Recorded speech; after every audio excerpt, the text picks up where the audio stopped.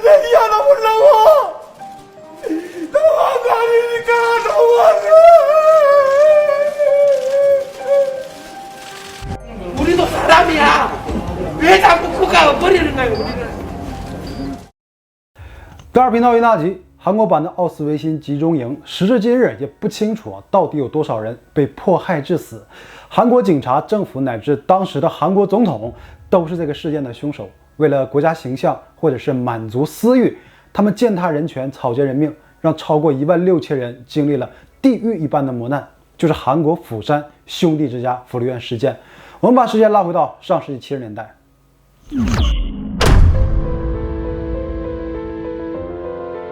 1973年，韩国提出了申办1988年汉城奥运会的计划，在筹办期间竭尽全力去展现韩国现代化的发展面貌和安定并且干净整洁的社会环境。因为如果得到举办权，会很大程度提高韩国的国际形象。即便从60年代开始，韩国工业突飞猛进，到后期的汉江奇迹，国民收入大幅提高，可社会的贫富差距依然摆在那里。有人顺势而为，赚到了人生的第一桶金，也有人被时代抛弃，居无定所。有人已经吃上了麦当劳，有人只能捡拾垃圾果腹，有人准备住进汉城江南区刚开发的高级公寓，有人只能全家老小搬到山上搭建窝棚为家。在那个社会资源贫瘠的年代啊，很多没有一技之长的人只能忍受贫穷的折磨。时间久了，他们已经看不到人生的方向，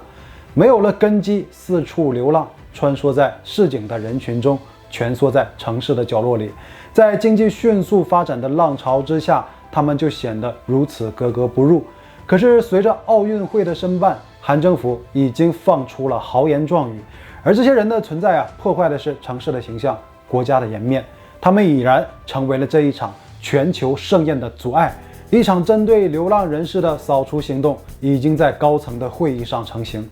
并且随着奥运申办进程的推进呢，世人也对韩国这个国家就产生了兴趣，不断有从海外前来拍摄的记者。国家人文环境的提升迫在眉睫。刚刚任职不久的朴正熙就提出了一项计划，清洗太平地。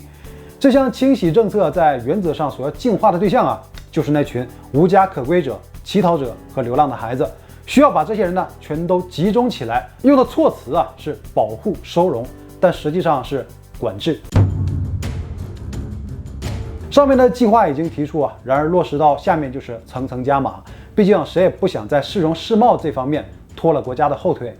指令刚刚发布10天时间，各地开始召集公务人员参与到管制工作，到街上寻找那些流浪汉，把他们送到收容所。但这是一项需要持续很久的工作。地方政府就出台政策就给社会上的福利机构一些补助金，让这些福利机构去负责寻找并收容那些流浪汉。福利院会提供住所、衣物和食物，还会进行文化教育以及技能培训，目的呢是让他们在这里解决温饱，并且学会生存技能。1975年，在韩国第2大城市釜山就建立起了一座名为兄弟之家的福利院，这也是当时韩国最大的民间流浪收容机构。兄弟之家会到街上把人带走，有些人就很配合进入了福利院，认为这问题不大呀，至少自己不用再继续沿街乞讨了。然后政府会按照人头给福利院支付补助金，人越多得到的钱就越多，但还是有很多人不愿意进来这就成为了福利院的损失。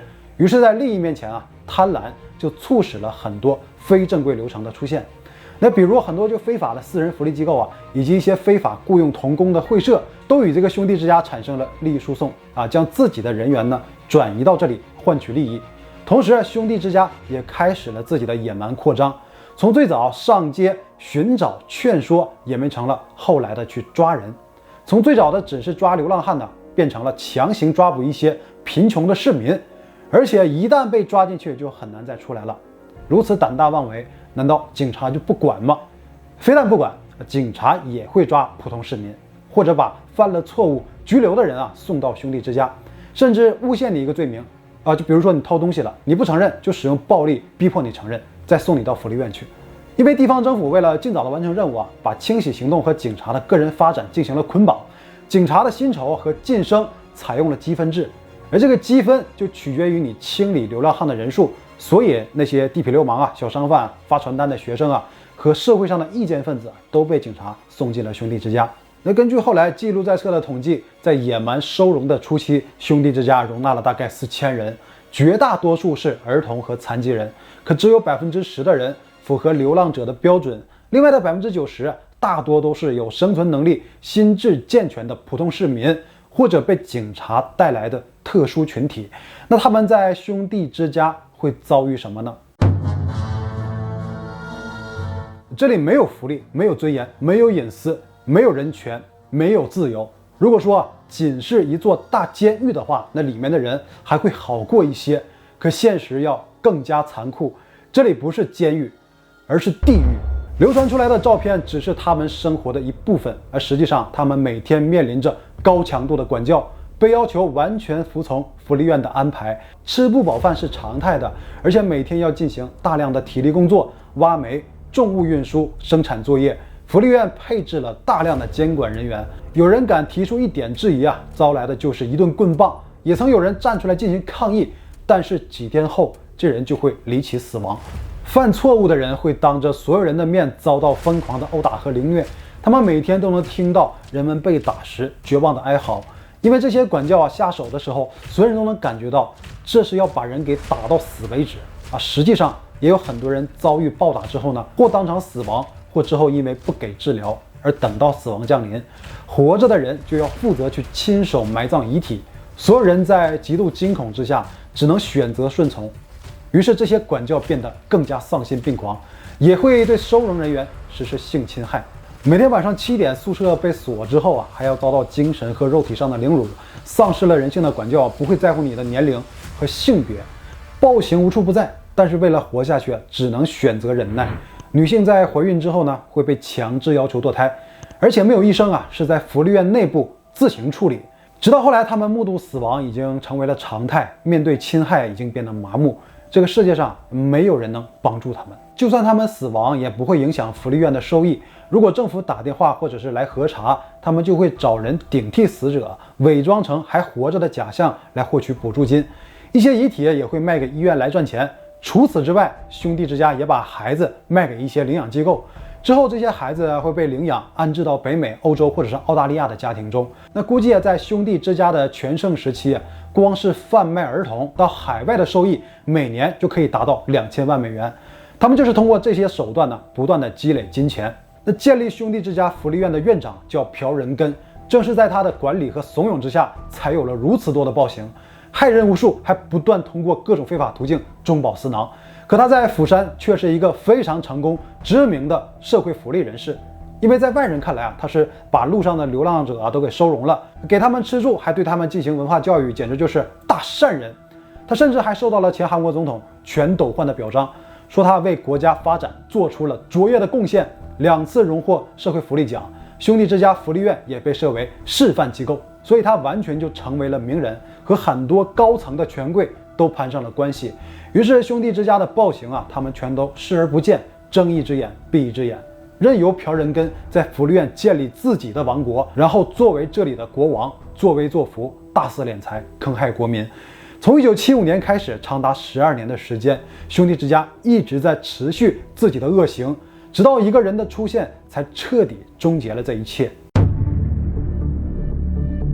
1986年，年轻的检察官金永元从蔚山调到了釜山。有一天，他就到山上去打野鸡，就看到了对面的兄弟之家福利院。他亲眼看到福利院里一群人被管教和狗盯着干活，而且还会动手实施殴打，就仿佛对待奴隶一样。那这个福利院让他感觉到非常震惊，为什么会发生这种事情？于是他派了一些警力在附近潜伏进行拍摄取证。在调查过程中遭遇了很多阻碍，甚至被一些上层警告不要再继续跟进这个事情。可金永元还是顶住了压力，长期的调查后拿到了充足的证据。他带着一批警员进入了兄弟之家进行搜查，最终才让事情败露。在对朴院长进行调查的时候在他的办公室发现了一个非常大的保险柜，在里面有大量现金和存款凭证，总计约20亿韩元。那作为社会福利机构的院长，正常的薪资想拥有如此数额的收入，那是完全不可能的。所以针对朴仁根指控的就是暴力致死和贪污。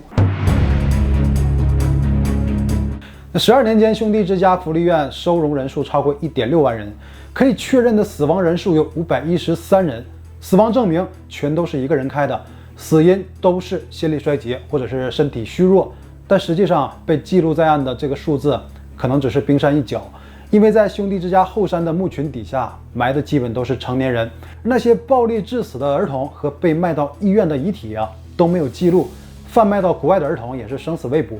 那如此罪恶深重的兄弟之家会面临怎样的制裁呢？那在一审判决当中，朴仁根犯非法监禁、暴力、非法占有等6项罪名，被判处10年有期徒刑，并处以6.8亿韩元的罚款。后来案件经过2审、3审之后，案件又被发回2审，又起诉到3审，经历了这个很漫长的一个过程，最终给朴仁根定下的罪名叫做特殊监禁罪，结果就是被判无罪。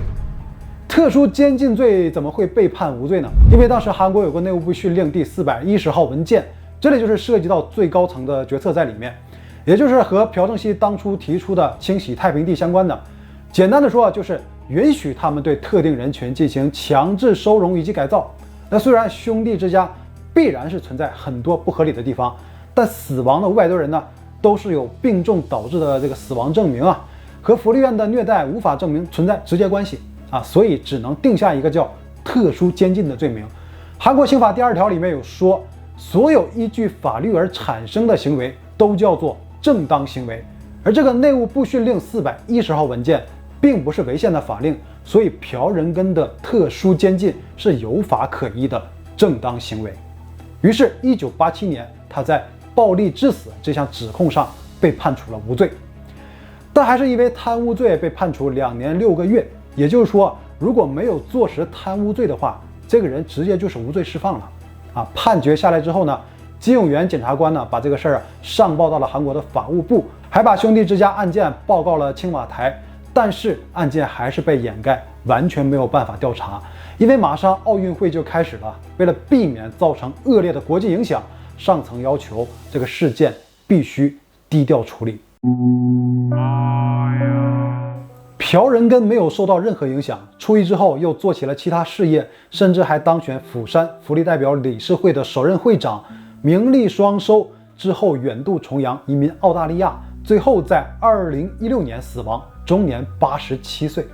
那从福利院出来的人呢，就很难再回归到原来的生活，就很多人都是被关了长达12年，自由了以后呢，他们的家人都散了，这也不知道自己的家搬到了哪里，没有钱，也没有可以去的地方，一身的伤痛和疾病，跟社会也是完全脱节，让他们呢彻底变成了流浪汉。而且这种心理的阴影一直伴随着他们，